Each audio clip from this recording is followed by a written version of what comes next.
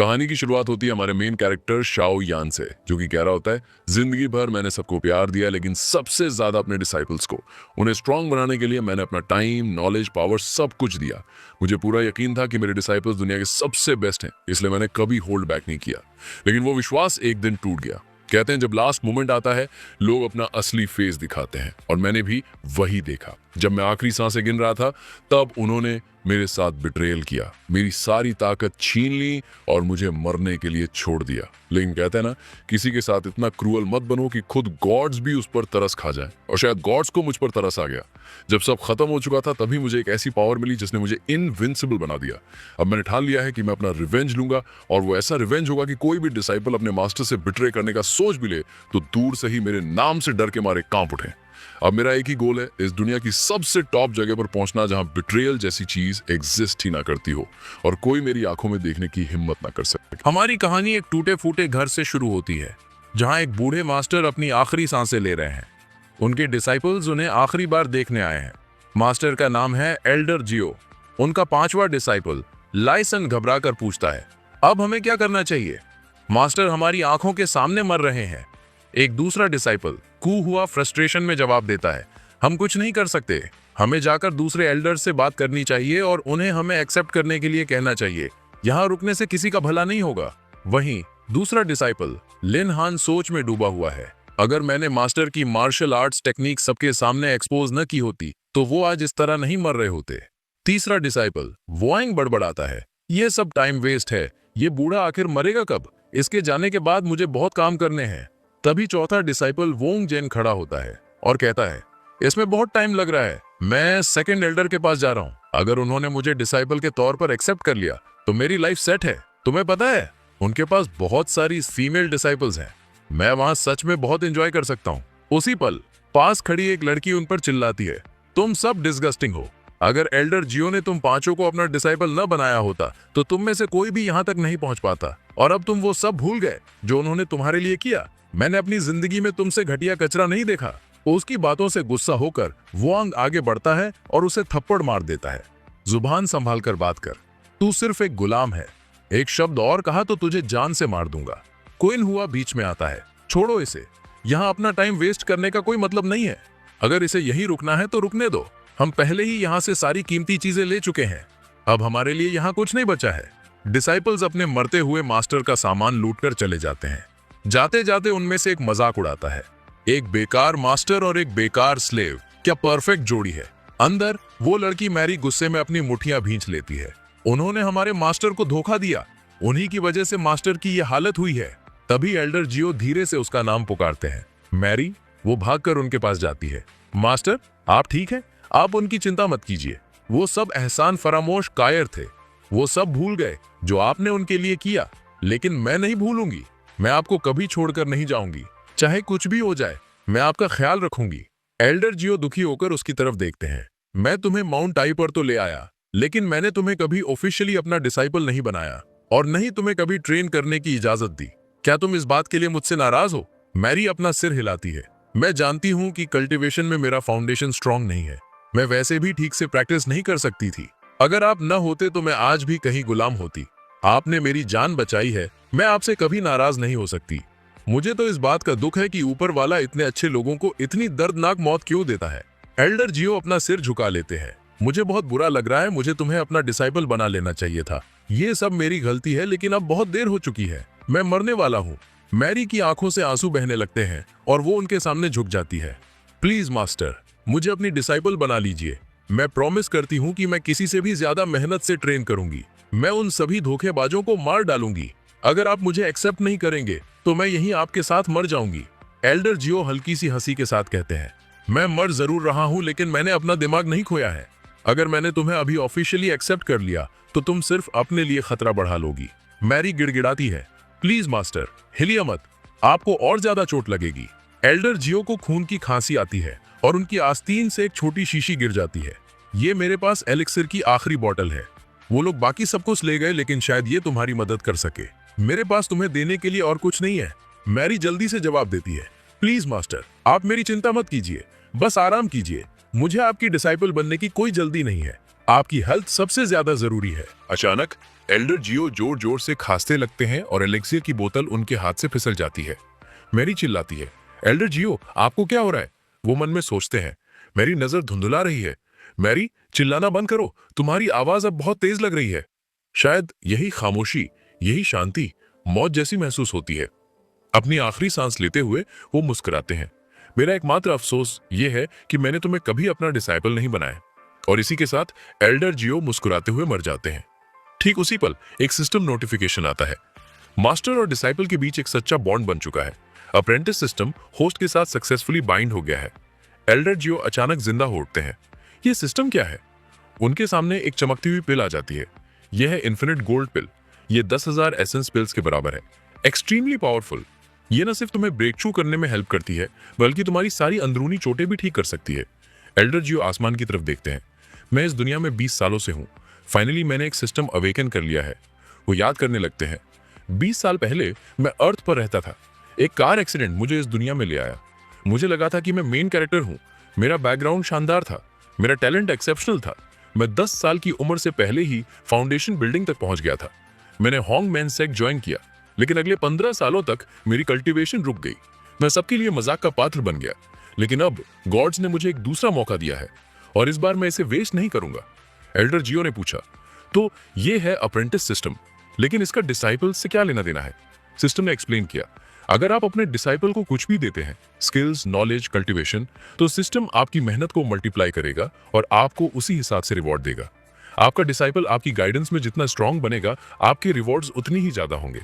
Elder जियो ने पूछा, तो अगर मैं अपने डिसाइपल को स्किल सिखाता हूं और अपना नॉलेज शेयर करता हूं, तो क्या वो भी गिना जाएगा? सिस्टम ने जवाब दिया, हाँ। अगर आपका डिसाइपल आपकी गाइडेंस की वजह से स्ट्रॉन्गर बनता है, तो आपको कम से कम डबल रिवॉर्ड मिलेगा। फॉर एग्जाम्पल, अगर आप अपने डिसाइपल को 200 दिन की कल्टीवेशन ट्रांसफर करते हैं, तो बदले में आपको 400 दिन मिलेंगे। अगर आप उन्हें कोई टेक्निक सिखाते हैं और वो फर्स्ट लेवल तक पहुंच जाते हैं, तो आप इंस्टेंटली उसी टेक्निक के पीक पर पहुंच जाएंगे। एल्डर जियो ने एक पल के लिए सोचा, तो अगर मैं अपने डिसाइपल को इन्फिनिट गोल्ड पिल दे दूं, तो क्या मुझे डबल रिवॉर्ड मिलेगा? सिस्टम ने जवाब दिया, नहीं। आप सिस्टम से मिले रिवॉर्ड्स दूसरों को ट्रांसफर नहीं कर सकते। अगर आप ऐसा करते हैं, तो आपको बदले में कुछ नहीं मिलेगा। एल्डर जियो मुस्कुराए, तो ये इतना सिंपल नहीं है। आखिर मैं इजी बेनिफिट्स के लिए ऐसे ही रिवॉर्ड्स नहीं बांट सकता। ठीक है, तो फिर मैं ये पिल खुद खाकर लेवल अप करूंगा। जैसे ही एल्डर जियो ने इन्फिनिट गोल्ड पिल निकली, उन्होंने गोल्डन कोर रेल्म में ब्रेक थ्रू कर लिया। बाहर मैरी अब भी बैठी रो रही थी। मास्टर प्लीज उठ जाइए, मुझे डिसाइपल बनने या बदला लेने की कोई परवाह नहीं है। मैं बस चाहती हूँ कि आप अपनी आंखें खोलें। अचानक एल्डर जियो ने धीरे से अपना हाथ उसके सिर पर रखा। आज से तुम मेरी डिसाइपल हो, और एक बात याद रखना, अगर तुम कभी बदला लेने की सोचो, तो ये श्योर करना कि वो इतना खौफनाक हो कि तुम्हारे दुश्मन की रूह कांप जाए। सीन शिफ्ट होता है बुआंग पर, जो हॉन्गमैन सेक्ट के छठे पीक पर पहुंच चुका था। उसने एल्डर वोंग के पास जाकर कहा, प्लीज मुझे अपना डिसाइपल बना लीजिए। बदले में मैंने एल्डर जियाओ से जो भी सीक्रेट सीखे हैं, वो सब मैं आपको दे दूंगा। मैं आपके लिए एक गिफ्ट भी लाया हूँ। एल्डर वोंग ने स्क्रोल लिया और बड़बड़ाया। एल्डर जियाओ के पास सच में टैलेंटेड डिसाइपल्स थे। बड़े अफसोस की बात है, हॉन्गमैन सेक्ट के महानतम जीनियसेस में से एक इतनी पैथेटिक मौत मरा। फिर उसने कहा, अगर तुम मेरा डिसाइपल बनना चाहते हो, तो तुम्हें एक टास्क पूरा करना होगा। ये लो, ये लॉ एनफोर्समेंट रूलर लो। इससे तुम किसी के स्पिरिचुअल रूट्स निकाल सकते हो। जाओ और एल्डर जियाओ के स्पिरिचुअल रूट निकाल लाओ। ये कर दो और मैं तुम्हें अपना डिसाइपल मान लूंगा। लेकिन सावधान रहना, एक बार जब खून इस रूलर पर लग जाता है, तो बिना किसी स्पेशल टेक्निक के उसे हटाना लगभग इम्पॉसिबल है। वोंग ने कॉन्फिडेंस से सिर हिलाया। आप चिंता मत कीजिए एल्डर वोंग, चाहे कुछ भी हो जाए, मैं ये मिशन पूरा करूंगा। ठीक तभी एक अटैक ने वोंग को जोर से हिट किया, जिससे वो बुरी तरह घायल हो गया। लॉ एनफोर्समेंट रूलर गलती से उसी के शरीर में धंस गया। दर्द से चिल्लाते हुए वोंग चीखा, नहीं, ये नहीं हो सकता। मेरी कल्टीवेशन जर्नी तो अभी शुरू भी नहीं हुई और मैं यहीं मरने वाला हूँ। अचानक एल्डर वोंग गरजा। किसकी हिम्मत हुई दखल देने की? आसमान में एल्डर जियाओ और मेरी दिखाई दिए। एल्डर जियाओ ने उसे घूरते हुए कहा, एल्डर वोंग, अगर तुम्हें मेरे स्पिरिचुअल रूट्स चाहिए थे, तो तुम खुद क्यों नहीं आए? क्या तुम्हारे अंदर इतनी भी हिम्मत नहीं है? एल्डर वोंग घबरा कर हंसा। एल्डर जियाओ, आप इतने गुस्से में क्यों हैं? मैं तो बस आपके डिसाइपल के साथ मजाक कर रहा था। मन ही मन एल्डर वोंग घबरा रहा था। उसे तो मर जाना चाहिए था, लेकिन वो यहाँ जिंदा है और पहले से भी ज्यादा पावरफुल। इसका ऑरा, इसने जरूर गोल्डन कोर रेल में ब्रेक थ्रू कर लिया है। एल्डर जियाओ की आंखें सिकुड़ गईं। तुम्हें लगता है ये मजाक है? मैं गेम्स के मूड में नहीं हूँ। उसने अपनी 1000 स्वॉर्ड टेक्निक एक्टिवेट की और हमलों की बौछार कर दी। एल्डर वोंग का एक्सप्रेशन बदल गया। वो टेक्निक? अब मुझे याद आया। हमने एक साथ हॉन्गमैन सेट ज्वाइन किया था और जियाओ ने तब ये टेक्निक बनाई थी। इसकी वजह से उसे बहुत रिस्पेक्ट और अनगिनत कल्टीवेशन रिसोर्सेज मिले थे, लेकिन मैं तेजी से आगे बढ़ गया और उसे पीछे छोड़ दिया। हमने उस पर कितने रिसोर्सेज वेस्ट किए जिसे हम ट्रैश समझते थे। एल्डर वोंग ने शांत रहने की कोशिश की। इतना गुस्सा होने की जरूरत नहीं है, तुम वैसे भी मुझे नुकसान नहीं पहुंचा सकते। मैं पहले ही गोल्डन कोर रेल्म के दूसरे लेवल पर पहुंच चुका हूं। अगर हम लड़ते भी हैं तो तुम मुझे हरा नहीं पाओगे। लेकिन इससे पहले कि वो अपनी बात पूरी करता, 1000 स्वॉर्ड टेक्निक ने उसकी डिफेंसिव शील्ड तोड़ दी। एल्डर वोंग ने अविश्वास में सोचा, ये कैसे पॉसिबल है? एल्डर जियाओ ने ठंडे अंदाज में कहा, इतनी कमजोर पावर के साथ तुम्हारी हिम्मत कैसे हुई मुझे चैलेंज करने की? तुम यहां से जिंदा नहीं जाओगे। एल्डर वोंग मुस्कुराया, वो तो हम देखेंगे। उसने मुश्किल से एक और बार बचाया और सोचा, ये कैसी पावर है? ऐसा लग रहा है जैसे वो पहले ही गोल्डन कोर रेल्म के तीसरे लेवल पर पहुंच गया है। मैं उसका सामना नहीं कर सकता। तभी एल्डर जियाओ ने उसकी बाह पर वार किया, जिससे खून बहने लगा। एल्डर वोंग चीखा, तुम मुझे मार नहीं सकते। अगर तुमने ऐसा किया तो सेक्ट तुम्हारा पीछा करेगी। एल्डर जियाओ ने जवाब दिया, अच्छा चलो देखते हैं कि सेक्ट तुम्हारे जैसे धोखेबाज को मारने के बाद क्या करती है।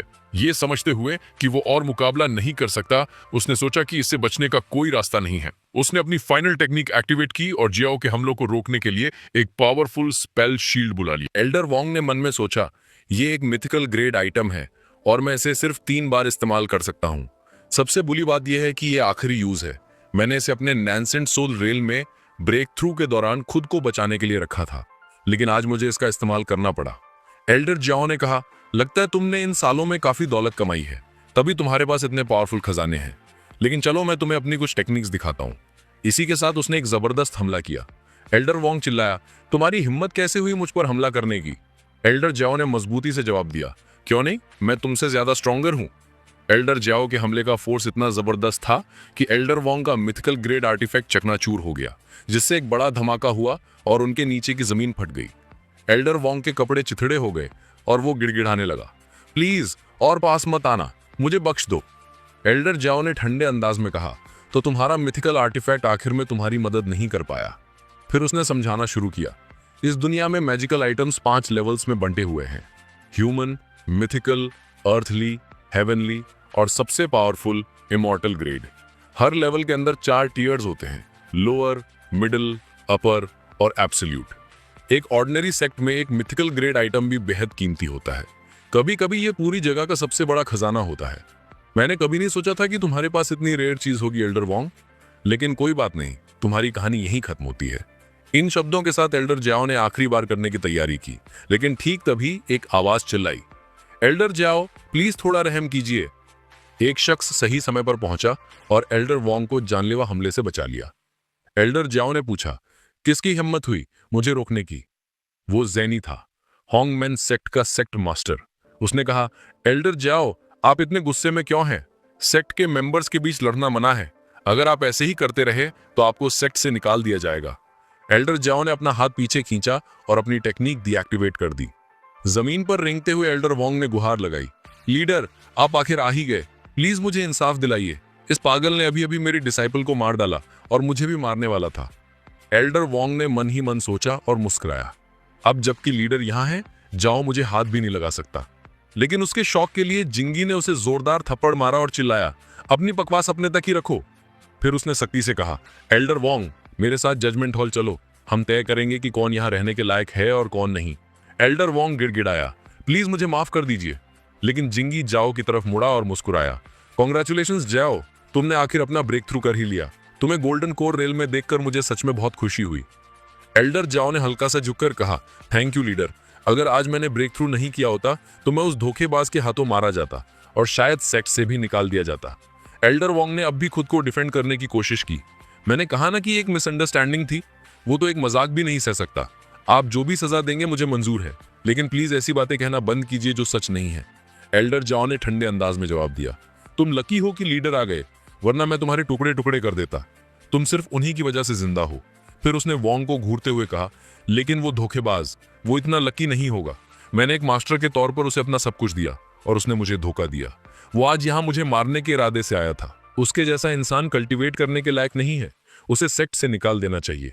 उसने ऐलान किया, आज के बाद वोंग को सेक्ट के अंदर एक कदम भी रखने की इजाजत नहीं है। जिंगी एल्डर जाओ की तरफ मुड़ा और बोला, चूंकि तुम उसके डिसाइपल हो तो उसकी किस्मत का फैसला करना तुम्हारा हक है। अचानक मेरी आगे आई और बोली, मास्टर, आपको अपने हाथ गंदे करने की जरूरत नहीं है, इस कचरे को मैं खुद संभाल लूंगी। वो आंग गरजा, मैं भले ही कमजोर हूं लेकिन इतना भी पैथेटिक नहीं कि तुम जैसे कचरे को मार ना सकूं। उसने मेरी पर हमला किया लेकिन उसने बड़ी आसानी से उसका हमला नाकाम कर दिया। शॉक्ड होकर वोआंग चिल्लाया, ये कैसे पॉसिबल है? तुम तो यूजलेस थी, तुमने 1000 स्वॉर्ड टेक्निक कैसे सीखी? एल्डर जियो उसे देख रहे थे और सोच रहे थे, ये कोई ट्रैश नहीं है। लेकिन कुछ दिन पहले सब कुछ बदल गया था। 3 दिन पहले एल्डर जियो मैरी के स्टैट्स चेक कर रहे थे। वो हैरानी से बड़बड़ाए, इसके पास तो इन्नेट स्वॉर्ड बॉडी है। मैरी ने पूछा, मास्टर, इसका क्या मतलब है? एल्डर जियो मुस्कुराए, इसका मतलब है कि तुम गिफ्टेड हो, तुम तलवारबाजी सीख सकती हो। ये दिखाने के लिए उन्होंने एक ही बार में एक विशाल पेड़ को काट दिया और कहा, यही वो टेक्निक है जिसमें तुम्हें मास्टरी हासिल करनी है। इसका इस्तेमाल वोंग को हराने के लिए करना। वो तुरंत 1000 स्वॉर्ड टेक्निक की ट्रेनिंग करने लगी। एल्डर जियो की गाइडेंस की वजह से उसने जल्द ही 1000 स्वॉर्ड टेक्निक सीख ली। सिस्टम ने एल्डर जियो को रिवॉर्ड के तौर पर हेवनली स्लेइंग टेक्निक दी, जो एक top tier mythical level skill थी। एल्डर जियो ने उसे देखकर सोचा, ये कोई ट्रैश नहीं है, मेरे लिए असली खजाना तो यही है। वापस प्रेजेंट में मेरी ने वोंग की छाती पर पैर रखा और कहा, मास्टर ने तुम्हें ये टेक्निक कई दिनों तक सिखाई, फिर भी तुम इसे मास्टर नहीं कर पाए। असली ट्रैश तो यहाँ तुम हो। वोंग गिड़गिड़ाया, प्लीज ऐसा मत करो। लेकिन मेरी ने उसकी मिन्नतें इग्नोर कर दी और लॉ एनफोर्समेंट रूलर सीधे उसके शरीर में घोंप दिया, जिससे उसके इंटरनल रूट्स तबाह हो गए। वो एल्डर जियो की तरफ मुड़ी और बोली, मास्टर, मैंने उसका स्पिरिचुअल रूट डिस्ट्रॉय कर दिया है, प्लीज इसे वेरीफाई कर लीजिए। एल्डर जियो ने उसे यकीन दिलाया, चिंता मत करो, मैं इसे चेक कर लूंगा।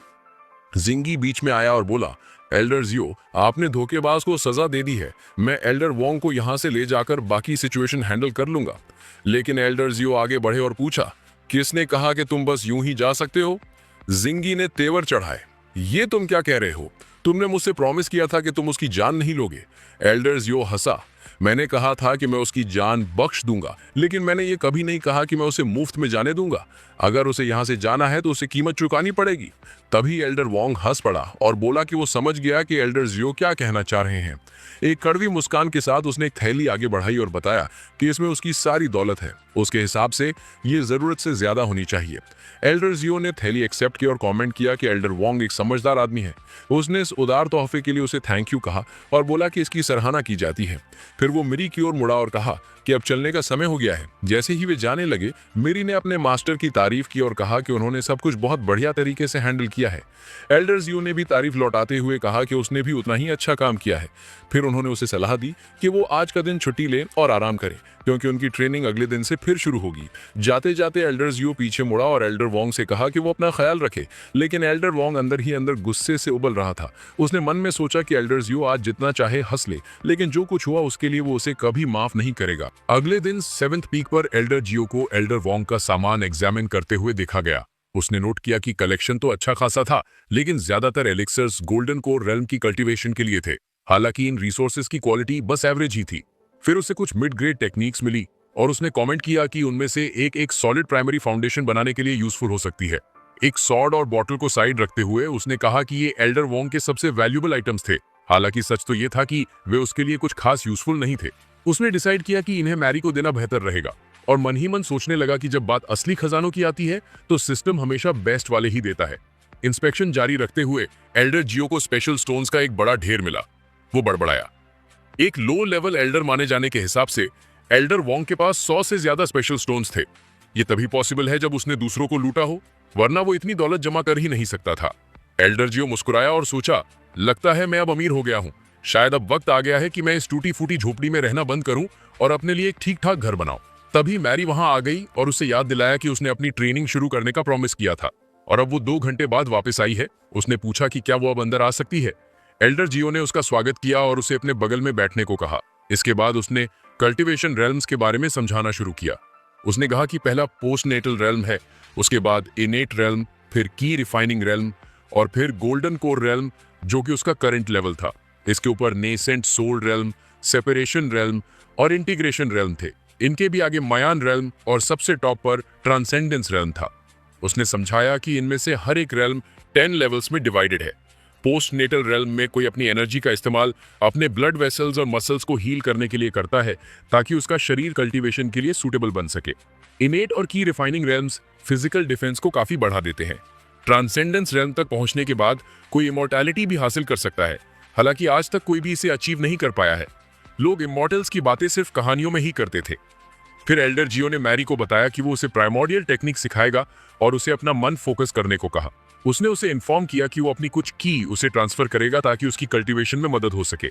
उसी पल सिस्टम ने एल्डर जियो को नोटिफाई किया कि मैरी अब ऑफिशियली उसकी ट्रू डिसाइपल रजिस्टर हो चुकी है और उसने उसे 15 एनर्जी पॉइंट्स ग्रांट किए हैं। हैरान होकर एल्डर जियो सोचने लगा कि सिस्टम बदले में उसे क्या देगा। सिस्टम ने जवाब दिया कि उसे बदले में लगभग 50 से 60 एनर्जी पॉइंट्स मिलेंगे। उसने मन ही मन सोचा कि मैरी टेक्निक सीखने में एक्सेप्शनली टैलेंटेड है और अब तक जो चीज उसे रोक रही थी वो थी कल्टीवेशन पावर की कमी। लेकिन अब जब वो उसे अपनी की सप्लाई कर सकती है तो वो आसानी से अपने बोन मैरो को रिफाइन कर पाएगी। इसी के साथ एल्डर जियो ने मैरी को बड़ी मात्रा में एनर्जी ट्रांसफर की और उसे उसकी कल्टीवेशन जर्नी के अगले फेज के लिए तैयार किया। जब मैरी ने अपनी आंखें खोली तो वो पहले ही पोस्ट नेटल रेल्म के 10th लेवल तक एडवांस कर चुकी थी। शॉक होकर वो एल्डर जियो की तरफ मुड़ी और पूछा कि उसने अपनी की सीधे उसे ट्रांसफर क्यों की। उसने बताया कि किसी को अपनी की देने से खुद की कल्टीवेशन बहुत कमजोर हो सकती है और रेल्म भी नीचे गिर सकता है। मास्टर प्लीज दोबारा ऐसा मत करना, अगर आपके रेल्म को कुछ हो गया तो आप पहले से कहीं ज्यादा कमजोर हो जाएंगे। लेकिन एल्डर जियो शांति से मुस्कुराया और उसे तसल्ली दी, चिंता मत करो, तुम्हारे मास्टर को कुछ नहीं होगा। उसी समय सिस्टम ने एल्डर जियो को नोटिफाई किया, तुमने अपने डिसाइपल को 100 दिन की कल्टीवेशन ट्रांसफर की है। रिवॉर्ड के तौर पर तुम्हें 5 गुना रिटर्न मिलेगा, 500 दिन की कल्टीवेशन। एल्डर जियो मुस्कुराए बिना नहीं रह सका। अब हुई ना बात। फिर उसने मैरी को एल्डर वोंग का बैग दिया और प्यार से कहा, ये मेरे लिए ज्यादा मायने नहीं रखता, लेकिन ये आइटम्स तुम्हारी बहुत मदद करेंगे। इसे मेरी तरफ से मेरे ट्रू डिसाइपल बनने का गिफ्ट समझो। मैरी बहुत ज्यादा खुश हो गई। उसने उसकी तरफ देखा और कहा, मास्टर क्या ये सब सच में मेरे लिए है? सिस्टम ने रिपोर्ट किया, तुमने अपने डिसाइपल को एक 3rd ग्रेड युआन पिल और 10 2nd ग्रेड पिल्स गिफ्ट की हैं। बदले में तुम्हें रिवॉर्ड के तौर पर एक 4th ग्रेड युआन पिल मिलेगी। मैरी बहुत इमोशनल हो गई। थैंक यू मास्टर, आपने मेरी जान बचाई। अगर फ्यूचर में आप कभी भी मुझसे कुछ करवाना चाहे तो बस कह दीजिएगा, मैं प्रॉमिस करती हूँ कि ये डिसाइपल आपको कभी डिसअपॉइंट नहीं करेगी। सिस्टम ने फिर ऐड किया, तुमने अपने डिसाइपल को 17 मार्शल टेक्निक्स दी हैं। बदले में तुम्हें 20 गुना रिवॉर्ड मिलेगा। तुम्हारा रिवॉर्ड है 1000 माइल स्वॉर्ड आर्ट, एक heavenly great supreme rank technique. Elder जियो ने कहा, इतना इमोशनल होने की जरूरत नहीं है, जो मेरा है वो तुम्हारा है। अब जाओ और उन टेक्निक्स की प्रैक्टिस शुरू करो। जब तुम उन्हें सीखना शुरू कर दो तो मेरे पास वापस आना और मैं तुम्हें थोड़ी और ची दूंगा। मैरी हैरान रह गई, मास्टर आप मुझे और ची देंगे?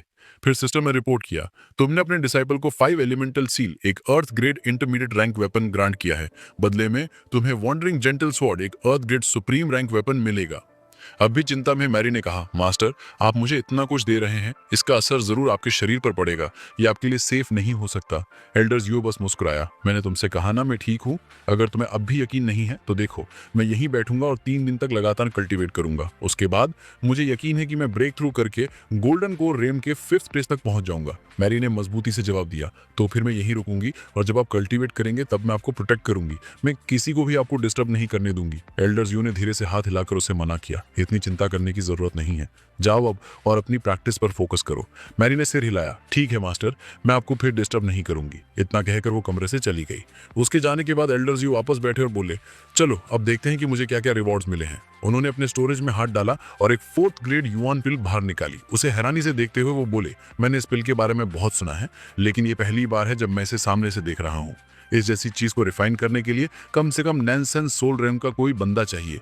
उस रेम से नीचे का कोई भी इसे बिल्कुल रिफाइन नहीं कर पाएगा और इसके लिए जो मटेरियल्स लगते हैं वो एक्सट्रीमली रेयर हैं। मैं गारंटी दे सकता हूं कि पूरे होंगमेन सेक्ट में किसी और के पास ऐसी चीज नहीं है। अगर हम पूरा सेक्ट बेच भी दें तो भी शायद हम ऐसी 5 पिल्स ही अफोर्ड कर पाएंगे। लेकिन जो चीज उन्हें सबसे ज्यादा एक्साइट कर रही थी वो पिल नहीं थी। मेरे पास जो सबसे बेस्ट चीज है वो है heavenly great sword control technique 10,000 miles. ये दुनिया की टॉप टियर स्वॉर्ड टेक्निक्स में से एक है। बहुत कम टेक्निक्स ही इसका मुकाबला कर सकती हैं। उन्होंने अपनी स्वॉर्ड निकाली और इसे ट्राई किया। एक ही मोशन में उनकी स्वॉर्ड आगे गई और उसने एक बड़े से पत्थर को शैटर कर दिया। एल्डर जियो ने ग्रेन किया, नॉट बैड। इस टेक्निक से मेरी आर्ट ऑफ स्वॉर्ड कंट्रोल बहुत ज्यादा पावरफुल हो जाएगी। अगर मुझे और भी स्ट्रॉन्गर स्वॉर्ड्स मिल गई तो मुझे रेल्म्स की बिल्कुल भी फिक्र नहीं करनी पड़ेगी। मैं सिर्फ अपने वेपन्स का यूज करके किसी को भी काट सकूंगा। ठीक है, अब सिस्टम की कल्टीवेशन रिवॉर्ड को यूज करने का टाइम आ गया है। सिर्फ इसी से मैं ब्रेक थ्रू कर पाऊंगा। मुझे कॉन्फिडेंस है कि मैं गोल्डन कोर रेल्म के 5th लेवल तक पहुंच जाऊंगा। सीन शिफ्ट हुआ होंगमैन सेक्ट के ट्रेड मार्केट में। वॉन्ग जिन कुछ लड़कियों के साथ घूम रहा था। तभी थोड़ी दूर पर कुछ और लड़कियां गॉसिप कर रही थीं। क्या तुमने 7th पीक वाले एल्डर जियो के बारे में सुना है उन्होंने अभी अभी ब्रेक थ्रू किया है और गोल्डन कोर रेल्म में प्रवेश कर लिया है। दूसरी लड़की बोली, हाँ, और मैंने ये भी सुना कि उन्होंने 6th पीक वाले एल्डर वोंग को भी हराया और बुरी तरह क्रश कर दिया। एल्डर जियो अब बहुत ही पावरफुल हो गए हैं। पहली लड़की शर्माते हुए बोली, और वो हैंडसम भी हैं, और सुना है कि उनकी एक फीमेल डिसाइपल है जिसकी वो बहुत केयर करते हैं, यहाँ तक कि उन्होंने उसे अपनी पर्सनल की तक दे दी। दूसरी लड़की प्यार भरी आ भरकर बोली, काश वो मेरे मास्टर होते, कौन नहीं चाहेगा ऐसा पावरफुल और गुड लुकिंग इंसान। वहीं पास में खड़ा लीशान जो उनकी बातें सुन रहा था, भौं चढ़ाकर मन ही मन सोचने लगा, ये तो मैरी के बारे में बात कर रही हैं, लेकिन वो जो कभी स्लेव थी, डिसाइपल कैसी बन गई। तभी वोंगजिन के साथ चल रही लड़कियों में से एक ने पूछा, ब्रदर वोंग, ब्रदर ली, क्या तुम दोनों 7th पीक से ही नहीं थे, फिर वहां से निकले क्यों। वोंगजिन हंसते हुए बोला कि इस तरह की रूमर्स पर ध्यान न दो, वो एल्डर जिसके बारे में तुम सुन रही हो असल में कोई नहीं है, उसकी कोई वैल्यू नहीं है, यहाँ तक कि कोई आवारा कुत्ता भी उसे नहीं पूछेगा। ऐसे इंसान का तो नाम लेना भी बैड लक है। लीशान ने भी सहमति में सिर हिलाया और बोला, हाँ, ब्रदर वोंग जो कह रहे हैं वो सच है। उसी समय थोड़ी दूरी से लिन हान उनकी बातें सुन रहा था और उसके मन में सवाल उठा, तो वो बुजुर्ग जिसे ये लोग गालियां दे रहे हैं सच में ब्रेक थ्रू कर चुका है, यहाँ तक कि एल्डर वोंग भी उसे हरा नहीं पाया। अभी तो वो मौत के कगार पर था और अचानक इतना शक्तिशाली कैसे हो गया। मुझे जरूर पता करना होगा। सीन 7 पीक में शिफ्ट हुआ जहां एल्डर जियो के पास लीडर हैंग का पर्सनल डिसाइपल मिलने आया और उसने सम्मान पूर्वक कहा, मास्टर, मैं लीडर हैंग की ओर से संदेश लाया हूं। 100 दिनों में ग्रैंड मार्शल प्रतियोगिता होने वाली है जिसमें सारे सेक्ट के एल्डर्स और डिसाइपल्स हिस्सा लेंगे। लीडर चाहते हैं कि आप उसकी तैयारी करें। फिर उसने हिचकते हुए कहा, एल्डर जियो, बुरा मत मानना, लेकिन आपने जो डिसाइपल चुनी है वो बिल्कुल भी योग्य नहीं है। उसकी एबिलिटीज कमजोर है और मुझे नहीं लगता कि वो हमारे सेक्ट को रिप्रेजेंट करने लायक है। प्रतियोगिता में वो बुरी तरह पिटेगी। मैरी जो पास खड़ी थी गुस्से में अपनी मुट्ठियां भींच ली, लेकिन एल्डर जियो शांत स्वर में बोले, शायद तुम्हारी आंखों में ही दिक्कत है। अगर तुम मेरी डिसाइपल को अंडर एस्टिमेट कर रहे हो तो। विजिटर चौंक कर बोला, तो आप कहना क्या चाहते हैं एल्डर। एल्डर जियो ने कामली जवाब दिया, 3 दिन पहले मैरी सिर्फ एक नॉर्मल लड़की थी, बिना कल्टीवेशन के, लेकिन 3 दिनों में वो 10 गुना ताकतवर हो गई है। अगर वो ऐसे ही आगे बढ़ती रही तो भविष्य में तुम भी उसका सामना नहीं कर पाओगे। विजिटर हक्का बक्का रह गया, आप कह रहे हैं कि सिर्फ 3 दिन में उसने पोस्ट नेटल रेल्म का पीक हासिल कर लिया। एल्डर जियो ने सिर हिलाया और मैरी को अपनी शक्ति दिखाने को कहा। मैरी ने एनर्जी रिलीज की और विजिटर स्टन रह गया, उसे मानना पड़ा। एल्डर, आप सही कह रहे हैं, उसने सच में सिर्फ 3 दिन में पोस्ट नेटल रेल्म का पीक पा लिया है, लेकिन ये कैसे हो सकता है। झाड़ियों से छुपकर देख रहा लिन हान भी शौक में था। एल्डर जियो हल्की मुस्कान के साथ बोले, ये दुनिया अनगिनत पॉसिबिलिटीज से भरी है, यहाँ कुछ भी हो सकता है।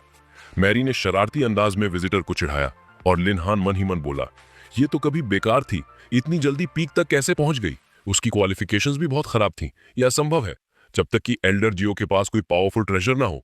अगर उनके पास ऐसा कुछ है तो वो मुझे हासिल करना ही होगा। उसने मनी मन ठान लिया, लगता है मुझे अपने मास्टर से बात करनी पड़ेगी। सीन 3rd पीक में शिफ्ट हुआ जहां लिन हान ने एल्डर मनु को सब कुछ बताया। मास्टर, एल्डर जियो ने एल्डर वोंग को हराकर उसकी सारी संपत्ति छीन ली और अपनी डिसाइपल को एक सुप्रीम लेवल की टेक्निक भी दे दी। मास्टर, आप ताकतवर और बुद्धिमान हैं, मैंने हमेशा माना कि आप इससे ज्यादा रिसोर्सेज डिजर्व करते हैं, लेकिन एल्डर जियो बार बार रिवॉर्ड्स खुद ले लेते हैं जबकि उन्होंने कोई खास काम भी नहीं किया। एल्डर मनु की आंखें सिकुड़ गईं। उसने कहा, अगर ऐसा है तो अपनी योजना पर आगे बढ़ो, अगर तुम सफल रहे तो मैं तुम्हें अपना पर्सनल डिसाइपल बना लूंगा। लिन हान ने झुककर प्रणाम किया, धन्यवाद मास्टर, मैं आपको निराश नहीं करूंगा। सीन वापस 7th पीक पर आया जहां एल्डर जियो ने मैरी से पूछा, क्या तुम तैयार हो, आज तुम इनेट रेल में ब्रेक थ्रू करने वाली हो। अगर सब कुछ प्लान के मुताबिक हुआ तो तुम्हारा कल्टीवेशन जबरदस्त रूप से सुधरेगा और जल्दी ही तुम बहुत पावरफुल हो जाओगी। मैरी को लीडर की उस विजिटर डिसाइपल की अपमानजनक बातें याद आ गईं। उसकी आंखों में दृढ़ संकल्प चमक उठा।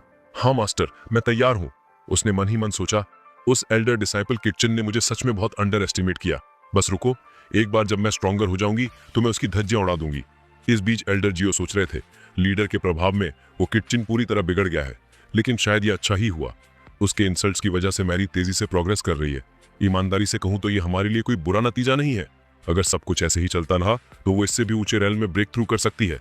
ठीक है, चलो प्रोसेस शुरू करते हैं। उन्होंने एनर्जी ट्रांसफर शुरू किया। मेरी ने दांत भींच लिए और सोचा, दर्द बहुत ज्यादा है, ये उतना आसान नहीं है जितना मैंने सोचा था, लेकिन जैसे जैसे मैं इसे सह रही हूँ मेरा शरीर हल्का महसूस हो रहा है, जैसे मेरे अंदर कुछ क्लेंस हो रहा है। अचानक जाओ के दिमाग में सिस्टम की आवाज गूंजी, आपने डिसाइपल को 2 दिन का कल्टीवेशन ट्रांसफर किया है, उसका एप्टीट्यूड 70 पॉइंट्स बढ़ गया है। फीडबैक रिवॉर्ड के तौर पर आपका कल्टीवेशन दोगुना हो जाएगा। आपको 400 पॉइंट्स की कल्टीवेशन एनर्जी मिलेगी और अर्थ ग्रेड की लो rank technique water sword technique unlock होगी। एल्डर जाओ ने संतुष्टि से देखा, हो गया। पानी की तरह बहने वाली ये जेंटल एनर्जी बहुत इनक्रेडिबल महसूस हो रही है। एल्डर जाओ ने चेक किया और कहा, मैं गोल्डन कोर रेलिंग के 6ठे लेवल पर पहुंच गया हूं। मेरी ने अपनी आंखें खोली और कहा, मुझे अमेजिंग महसूस हो रहा है। मुझे लगता है कि मैंने फाउंडेशन रेल में कदम रख दिया है। क्या मैं अब किटचिन से लड़ने के लिए काफी स्ट्रांग हूँ? एल्डर जाओ ने सिर हिलाया। मुझे विश्वास है कि तुम उसे हरा सकती हो, और एक बार जब तुम ऐसा कर लोगी तो मैं तुम्हें दूसरे जीनियसेस से मिलवाऊंगा। उनसे लड़ने से तुम्हें और भी स्ट्रांग बनने में मदद मिलेगी। मेरी की आंखें चमक उठी। सीरियसली मास्टर, मैं सच में ये सब कर सकती हूँ? तभी किसी ने दरवाजा खटखटाया। बाहर से एक डिसाइपल ने आवाज लगाई, एल्डर जाओ, आपका डिसाइपल गंभीर रूप से घायल पाया गया है। वो आपके इलाज के लिए मेडिसिनल वैली में जड़ी बूटियां लेने गया था। कृपया जल्दी आइए। एल्डर जाओ ने भौहें सिकोड़ी। कुछ तो गड़बड़ है, वो जरूर कुछ प्लान कर रहा है। मेरी को भी शक हुआ, मास्टर का भी सिर्फ एक ही डिसाइपल है और वो मैं हूं, तो वो किसके बारे में बात कर रहा है? एल्डर जाओ ने दरवाजा खोला और वहां लिन हान खड़ा था। एल्डर जाओ ने चिंता दिखाते हुए कहा, हान तुम्हें क्या हुआ? लिन हान, जिसके साथ एल्डर मैनू और एक और डिसाइपल थे, आगे बढ़ा और बोला, मास्टर, मैं आपके इलाज के लिए लाइफ सेविंग ड्रैगन ग्रास लेने मेडिसिनल वैली गया था। प्लीज इसे ले लीजिए, मैं ये आपके लिए लाया हूँ। मेरी चिल्लाई, तुम गद्दार, तुमने थर्ड पी के साथ हाथ मिला लिया और अब यहाँ वापस आने की हिम्मत कर रहे हो? मासूम बनने का नाटक करते हुए लिनहान ने जवाब दिया, तुमने मुझे गलत समझा। मैंने थर्ड पीक सिर्फ इसलिए ज्वाइन किया ताकि मास्टर को ठीक करने के लिए लाइफ सेविंग ग्रास खोजने में मदद मिल सके, और देखो मैं सफल हुआ। उसके साथ आई डिसाइपल्स ने उसका बचाव किया। आप लोग अनफेयर हो रहे हैं। ब्रदर हान ने उस ग्रास को इकट्ठा करने में अपनी जान लगभग गंवा दी और अब आप उस पर आरोप लगाए हैं।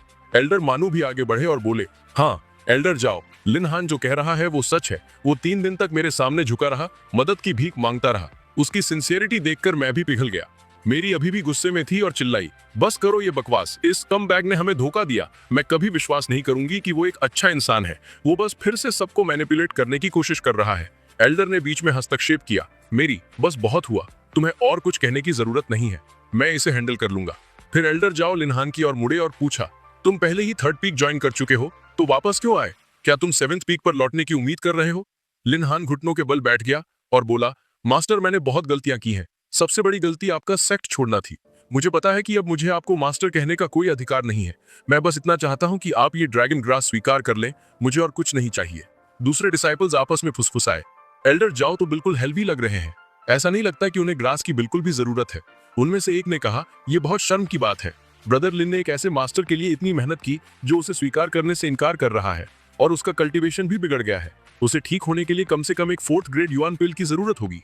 एक और डिसाइपल एल्डर जाओ की ओर मुड़ा और बोला, हमने सुना है कि आपके पास एक 4th ग्रेड युआन पिल है।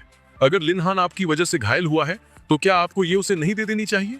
दूसरे ने सहमति दी, हाँ ये तो फेयर है। लेकिन लिनहान ने तुरंत मना कर दिया, नहीं मुझे इसकी जरूरत नहीं है। तभी एल्डर जाओ के दिमाग में एक आइडिया आया। वो थोड़ा लड़खड़ाए और बोले, तुमसे किसने कहा कि मैं ठीक हो गया हूँ? मेरा शरीर अभी भी कमजोर है। मुझे अपनी ताकत वापस पाने के लिए ड्रैगन ग्रास की जरूरत है ना मेरी? मेरी ने नाटक समझ लिया और जवाब दिया, हाँ मास्टर की हालत गंभीर है। वो तो बस आप सबके सामने अपनी इज्जत बचाने के लिए ठीक होने का नाटक कर रहे थे। बाकी सबने एक दूसरे को अजीब तरह से देखा। एक ने बड़बड़ाया, वो बहुत ही खराब एक्टिंग थी। इस पूरे सीन ने मूड ही खराब कर दिया। यहाँ तक कि लिन हान भी दंग रह गया। ये पहले ऐसा नहीं था, ये तो बिल्कुल बेशर्म हो गया है।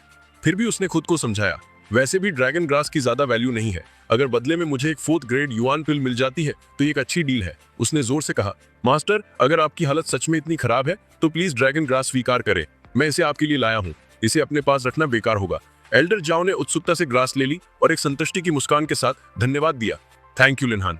एल्डर जाओ मेरी की ओर मुड़े और कहा, चूंकि हमें ड्रैगन ग्रास मिल गई है तो चलो दावत के साथ सेलिब्रेट करते हैं। उसी समय सिस्टम ने अनाउंस किया, आपने अपनी डिसाइपल को ड्रैगन ग्रास दी है। नतीजतन आपको 5 गुना रिवॉर्ड मिलेगा। आपके रिवॉर्ड में एक 2nd ग्रेड अर्ब ड्रैगन ब्लड अर्ब शामिल है। उत्साहित होने का नाटक करते हुए हान चिल्लाया, ये तो अमेजिंग है। मुझे खुशी है कि मैं आखिरकार मास्टर की मदद कर सका। दोनों दर्शक डिसाइपल्स ने कमेंट किया, ब्रदर तुम सच में कुछ हो।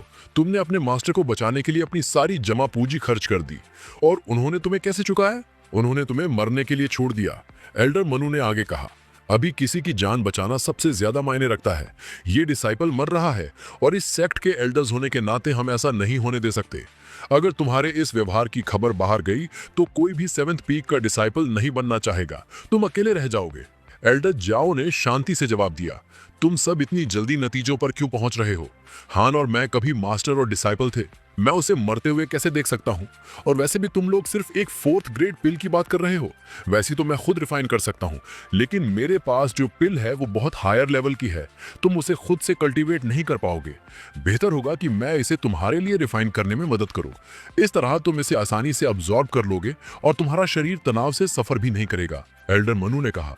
एल्डर जियाओ, आप सच में बहुत दयालु इंसान हैं। इस बीच हान सोच रहा था, एल्डर जियाओ के पास पहले कई रेयर टेक्निक्स थी। अगर वो अपने डिसाइपल्स के साथ शेयर कर रहे हैं तो ये मेरे लिए एक ग्रेट अपॉर्चुनिटी हो सकती है। मुझे ध्यान से ऑब्जर्व करना होगा और इसका पूरा फायदा उठाना होगा। एल्डर जियाओ फिर हान की ओर मुड़े।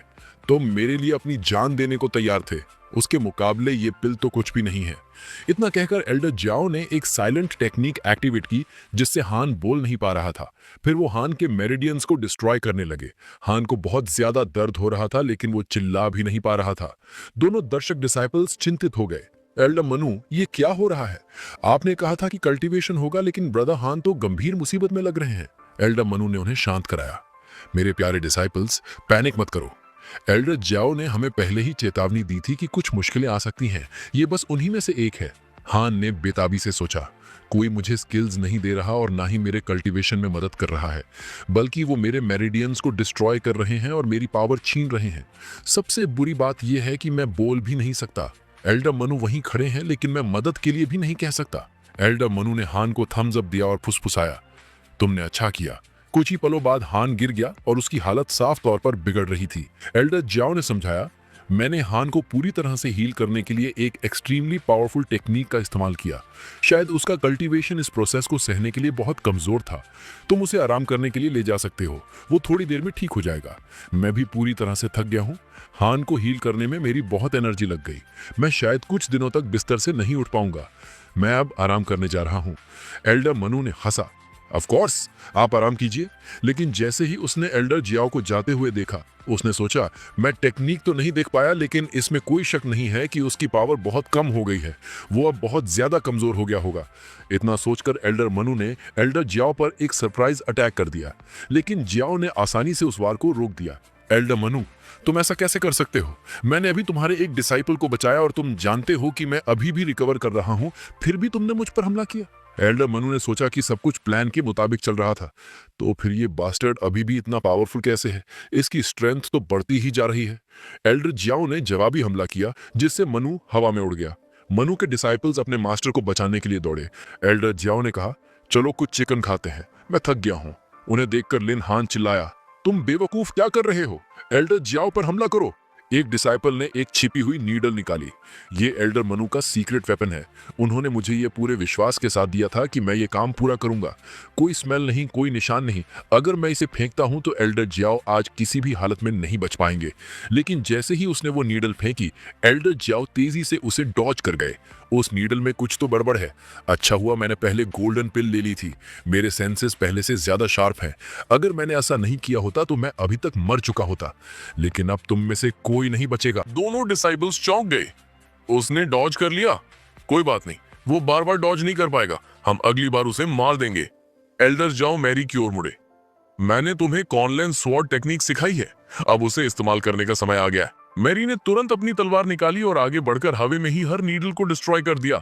सिस्टम ने अनाउंस किया, आपके डिसाइपल ने कॉनलेन स्वॉर्ड टेक्निक का पहला फॉर्म सफलतापूर्वक सीख लिया है। रिवॉर्ड के तौर पर आपको स्पिरिट ड्रैगन आर्मर मिला है, जो एक 4th grade mid rank weapon है। एल्डर जाओ बहुत इंप्रेस्ड हुए। इस लड़की के पास सच में इनने स्वॉर्ड बॉडी है। मैंने उसे कुछ ही दिन पहले ही बेसिक सिखाए थे और उसने इसे पहले ही मास्टर कर लिया है। दोनों हमलावर दंग रह गए। ये कैसे पॉसिबल है? वो अभी भी इननेट रिल्म में है, फिर भी उसने उन नीडल्स को डिस्ट्रॉय कर दिया जिन्हें एक गोल्डन कोर रेल्म का कल्टीवेटर भी डिटेक्ट नहीं कर सकता। जैसे ही लिन हान भागा, वो चिल्लाया, ये लोग बहुत ज्यादा पावरफुल हो गए हैं, हमें यहाँ से अभी निकलना होगा। मैरी गुस्से में उसके पीछे चिल्लाई, लिन हान, तुमने हमें धोखा दिया और अब तुम हमें मारने के लिए वापस आए। इस बार तुम बचकर नहीं जाओगे। मैंने तुम्हें पहली बार माफ कर दिया होता, लेकिन दूसरी बार की गद्दारी के लिए कोई माफी नहीं है। इतना कहकर उसने लिन हान पर एक जानलेवा हमला कर दिया। उस वार ने उसके कल्टीवेशन को पूरी तरह डिस्ट्रॉय कर दिया। इस बीच एल्डर मेनू और बचे हुए डिसाइपल्स ने उसे चेतावनी दी, हमसे दूर रहो।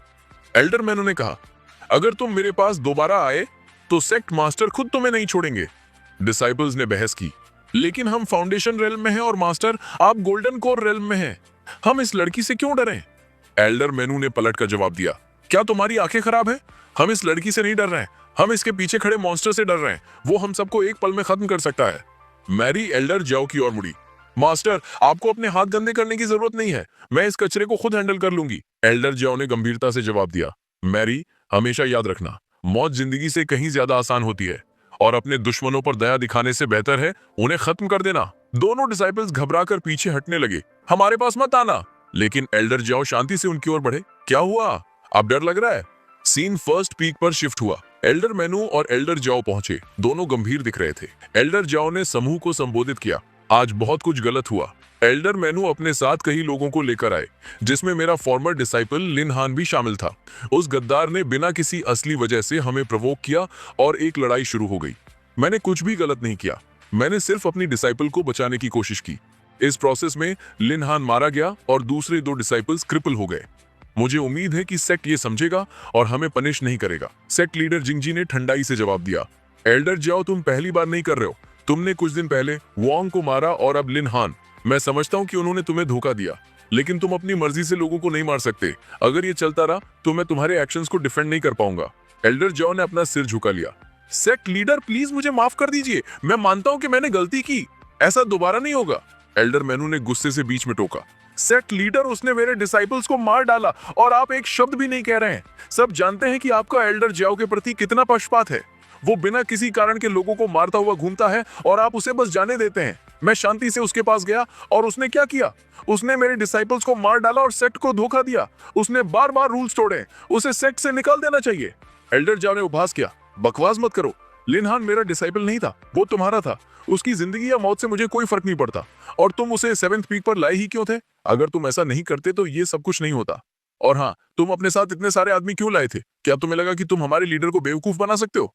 एल्डर मेनू हकलाए, मेरा ये मतलब नहीं था, मैंने कभी नहीं कहा कि लीडर बेवकूफ है। तभी सेक्ट लीडर चिल्लाए, बस करो तुम दोनों, चुप हो जाओ। वो एल्डर मनु की ओर मुड़े, तुमने एक गंभीर गलती की है। तुमने जानबूझकर एल्डर जाओ को प्रोवोक किया, इस उम्मीद में कि वो सेक्ट के रूल्स के तहत जवाबी कार्रवाई करेगा। तुम्हें सजा मिलनी चाहिए। एल्डर मनु चिल्लाया, तो उसे भी सजा दो, उसे आजाद मत जाने दो। सेक्ट लीडर ने घोषणा की, ये मामला यही खत्म होता है। एल्डर मनु को 3 महीने तक स्टोन गेजिंग की सजा दी जाती है। उसे एक बार भी अपना सिर घुमाने की इजाजत नहीं होगी, यही तुम्हारी सजा है। एल्डर्स ने धन्यवाद में सिर झुकाया। कुछ ही पलों बाद गार्ड्स एल्डर मनु को ले जाने के लिए आ गए। जैसे ही उसे ले जाया जा रहा था, एल्डर मनु ने धीरे से कहा, जियो युआन, तुमने आज बहुत बड़ी गलती की है, मैं इसे जाने नहीं दूंगा। सीन 7th पीक के ट्रेनिंग रूम में शिफ्ट हुआ। मैरी चुपचाप प्रैक्टिस कर रही थी जब एल्डर जाओ अंदर आए। उन्होंने धीरे से पूछा, मैरी तुम्हारी ट्रेनिंग कैसी चल रही है? उसने ऊपर देखा, उनकी हालत जांचते हुए, मास्टर क्या सेक्ट लीडर ने आपको डांटा? मुझे बहुत अफसोस है, ये सब मेरी गलती थी। मैं ही थी जो लिन हान पर हमला करने के लिए आगे बढ़ी थी। अगर किसी को सजा मिलनी चाहिए तो वो मैं हूँ। कृपया मेरे एक्शंस का कोई ब्लेम ना ले।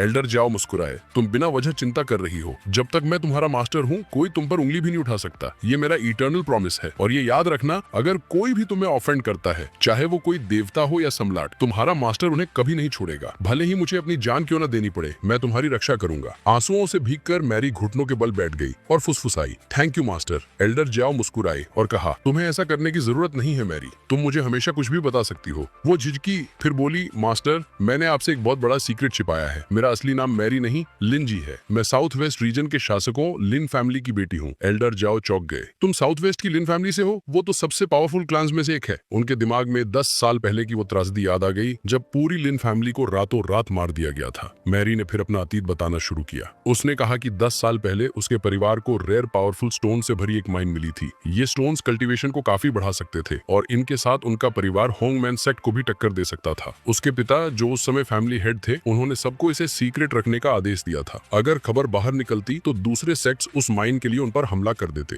मेरे परिवार में सब लॉयल थे सिवाय एक आदमी के, मेरे अंकल। लालच और जलन में उन्होंने लो यून सेक्ट को माइन के बारे में जानकारी बेच दी, ये मानते हुए कि उनका परिवार उन्हें उनका हक नहीं दे रहा था। उस धोखे के कारण लो यून सेक्ट ने एक रात सरप्राइज अटैक किया और पूरी लिन फैमिली का सफाया कर दिया। मैंने अपने सामने सबको मरते देखा, लगभग 100 लाशें, सबके मेरे अपने थे। मेरे पिता मुझे बचाते हुए मारे गए और उनकी वजह वजह से मैं भाग सकी। लेकिन मेरा भागना मेरे दुखों का अंत नहीं था। मैं डाकुओं के एक समूह से टकराई जिन्होंने मुझसे सब कुछ लूट लिया और मुझे गुलामी में बेच दिया। और तभी आप आए मास्टर, आपने मुझे बचाया। अगर आप ना होते तो मैं आज भी कहीं स्लेव होती। ये सुनकर एल्डर जाओ अपने आंसू नहीं रोक पाए। उन्होंने कहा कि उन्हें पता नहीं था कि उसने इतना कुछ सहा है, और पूछा कि उसने ये सब कभी उनके साथ शेयर क्यों नहीं किया। अब मैं ट्रेटर्स के प्रति तुम्हारी नफरत को समझता हूँ, क्योंकि एक ही ट्रेटर ने सब कुछ तबाह कर दिया। उन्होंने उसे अब और चिंता नहीं करने के लिए कहा और उसे कहीं पहाड़ के बेस पर ले जाने का वादा किया। मैरी कंफ्यूज थी। पहाड़ के बेस पर क्यों? एल्डर जाओ मुस्कुराए और बोले कि जब उसने उनसे मास्टर बनने की भीख मांगी थी तो अब उनकी जिम्मेदारी है कि वो दया का बदला चुकाए और उसके साथ गलत करने वालों से बदला ले। उन्होंने खुलासा किया कि उसके परिवार की मौत के लिए जिम्मेदार कोई और नहीं बल्कि लॉ यून सेक्ट के सदस्य थे। अब उन्हें कीमत चुकाने का समय आ गया है। मैं पर्सनली उन्हें डिस्ट्रॉय करूंगा। सीन शिफ्ट हुआ। लो यून सिटी के जंगल के बाहरी इलाके में लाशों के ढेर के बीच दो बच्चे बड़ी मुश्किल से जिंदा थे। उनमें से एक लड़का जिसका नाम बायलॉ था दांत पीसते हुए बोला, मुझे नहीं पता था कि ये तुम हो। तुमने पैसों के लिए अपने लोगों की बलि दे दी। तुमने उन्हें मरने दिया ताकि हमारी एनर्जी खत्म हो जाए। तुम जैसा कमीना ही इतना घिनौना काम कर सकता है। उनके सामने खड़ा आदमी सन एंड मून घोष सेक्टा था और उसका नाम जांगी था। वो हंसा और बोला, तो तुम एल्डर जू के डिसाइपल्स हो। इम्प्रेसिव। तुमने मेरे सारे आदमियों को बड़ी आसानी से खत्म कर दिया। तुम्हारी डुअल स्वॉर्ड टेक्निक्स असाधारण है, लेकिन तुम चाहे कुछ भी कर लो, मुझे नहीं हरा सकते। इतना कहकर जांगी ने उन्हें खत्म करने के लिए आगे बढ़ा। बायलॉ और उसकी साथी किंग्समैन अटैक के लिए तैयार हो गए, लेकिन अचानक पीछे से एक हमला जांगी को लगा। जांगी दहाड़ा, किसकी हिम्मत हुई मुझ पर पीछे से हमला करने की? तभी मैरी आगे आई और बोली, मास्टर मुझसे गड़बड़ हो गई। एल्डर स्क्वाड ने उसे डांटा, मैंने तुमसे फोकस करने को कहा था, लेकिन तुम्हारा कंसंट्रेशन बहुत खराब है। तुम्हारी वजह से हमारा दुश्मन लगभग भाग ही गया था। जांगी ने उसे घूर कर देखा। छोटी बच्ची, मुझे परेशान करने की इसकी कीमत तू कैसे चुकाएगी? लेकिन मैरी डरी नहीं।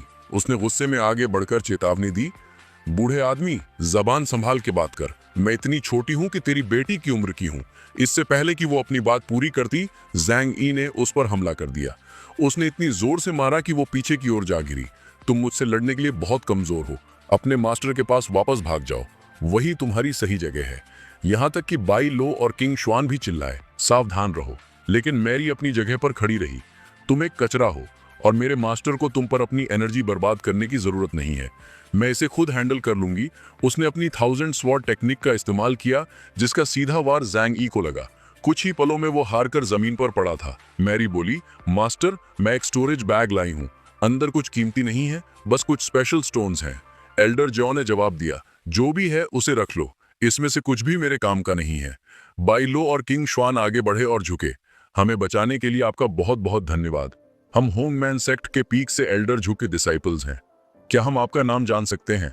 जाओ मुस्कुराए, तो तुम एल्डर जू के डिसाइपल्स हो?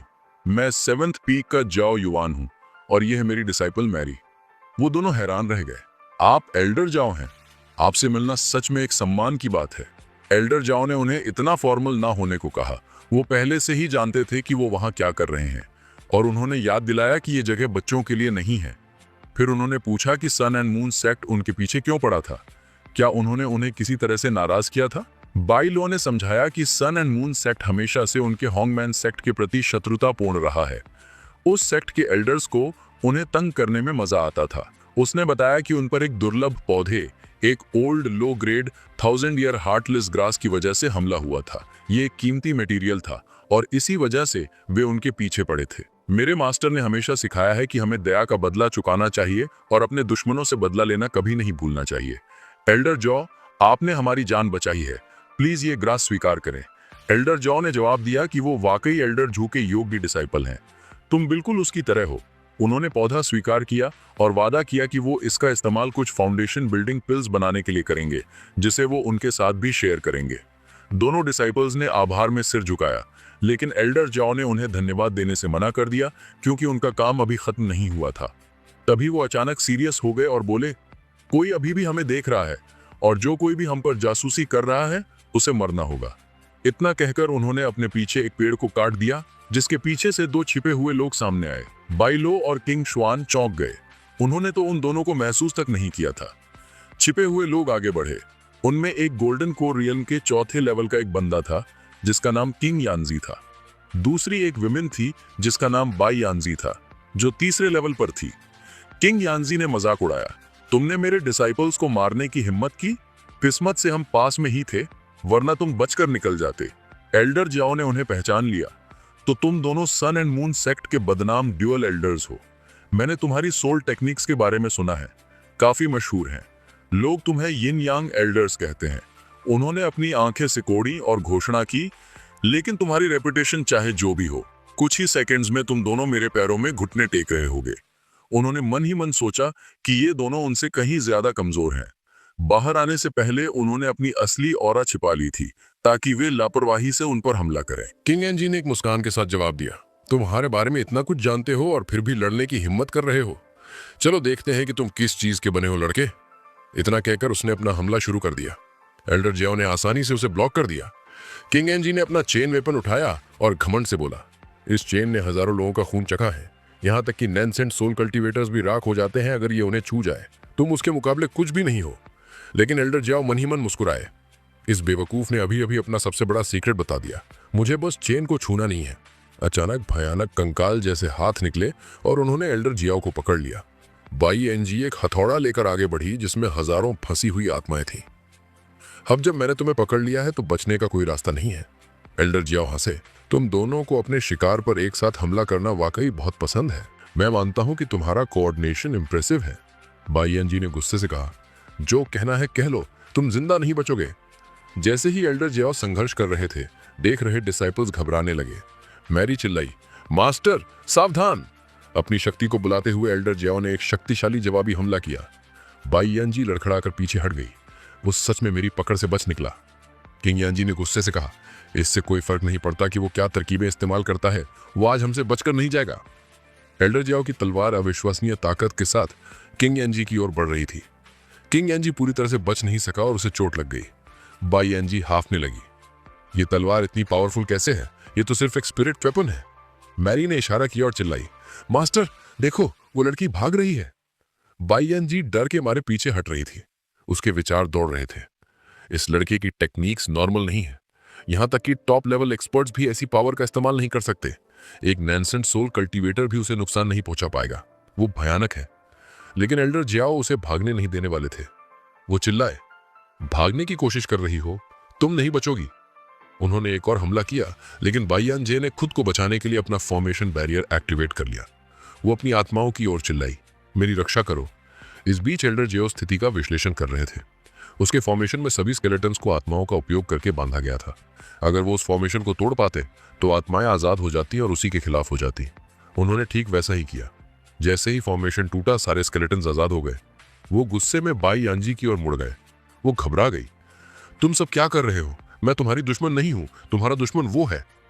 लेकिन मरे हुए लोगों ने उसकी एक न सुनी। उन्होंने उस पर हमला कर दिया, काटते और फाड़ते। कुछ ही पलों में सभी स्केलेटन्स ने बाई यानजी को चीर कर रख दिया। एल्डर जियाओ ने कहा कि यहाँ फंसी आत्माएं 1000 साल से बंधी हुई थीं और अब वो आखिरकार आजाद हो गई। किंग शुआन और बाई लो निशब्द रह गए। वो विश्वास नहीं कर पा रहे थे कि उन्होंने अभी क्या देखा है। एल्डर जियाओ अविश्वसनीय रूप से शक्तिशाली हैं। उन्होंने सन एंड मून सेक्ट के 2 हाई लेवल एल्डर्स को सिर्फ 2 चालों में हरा दिया। वो सोचने लगे, क्या एल्डर जियाओ पहले से ही नैनसेंट सोल रेल में है? हमारे मास्टर के पास भी इस तरह की ताकत नहीं है। मैरी दौड़ कर आई और रिपोर्ट किया, मास्टर जैसा कि आपने कहा, मैंने दोनों को लूट लिया। मैंने उनके पास जो कुछ भी था सब ले लिया है। एल्डर जियाओ ने उसकी प्रशंसा की, बहुत बढ़िया, तुम एक सच्ची डिसाइपल बन रही हो, पहले से ज्यादा कॉन्फिडेंट और केपेबल। तुम पहले बहुत पैनिक करती थी। तुम ज़ैंग यी का स्टोरेज बैग रख सकती हो, लेकिन बाकी अभी के लिए मुझे दे दो। इसमें से ज्यादातर चीजें अभी तुम्हारे काम नहीं आएंगी। बाई और किंग दंग रह गए। एल्डर जियाओ कितने दयालु इंसान हैं। उन्होंने अपने लिए एक भी चीज रखे बिना सब कुछ अपनी डिसाइपल को दे दिया। मैरी ने एक अंगूठी की जांच की और कहा, मास्टर इसके अंदर 1000 स्पेशल स्टोन्स हैं और बहुत सारे एलेक्सर्स भी। क्या मैं इन्हें अपने लिए इस्तेमाल कर सकती हूँ? एल्डर जियाओ ने सिर हिलाया, मैंने तुम्हें दिए हैं, इन्हें समझदारी से इस्तेमाल करना। फिर एल्डर जियाओ ने अपने रिवॉर्ड्स चेक किए। सिस्टम ने उन्हें सूचित किया, आपने मैरी को 6872 स्पिरिट स्टोन्स दिए हैं, जिनमें से 4600 मीडियम ग्रेड और 36 टॉप ग्रेड हैं। आपको रिवॉर्ड्स के तौर पर कई रेयर पिल्स भी मिली हैं। एक 4th level immortal nourishing pill, एक 15000 क्यूबिक मीटर का स्पेशल स्टोरेज रिंग, एक 5000 साल पुरानी हार्टलेस ग्रास और 2000 top grade special stones. Elder Jiao ने समझाया, स्टोन्स के 4 ग्रेड होते हैं, लो, अपर, मिडल और एब्सोल्यूट। मुझे अभी अभी 2 एब्सोल्यूट ग्रेड स्टोन्स मिले हैं। ये 2 बिलियन लो ग्रेड स्टोन्स के बराबर है। इनक्रेडिबल, एक ही बार में अमीर बनना बहुत अमेजिंग लगता है। इस बीच मैरी अपने नए स्टोरेज बैग्स दिखाते हुए बोली, मेरे पास अब कुछ बहुत अच्छी क्वालिटी के बैग्स हैं और कुछ एक्स्ट्रा भी।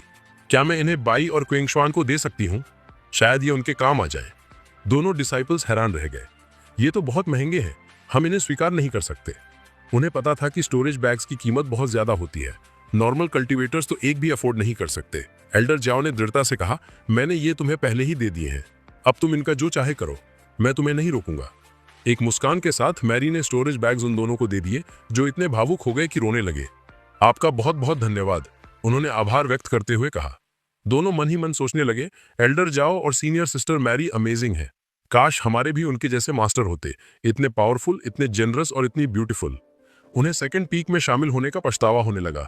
काश हमने भी 7th पीक ज्वाइन किया होता।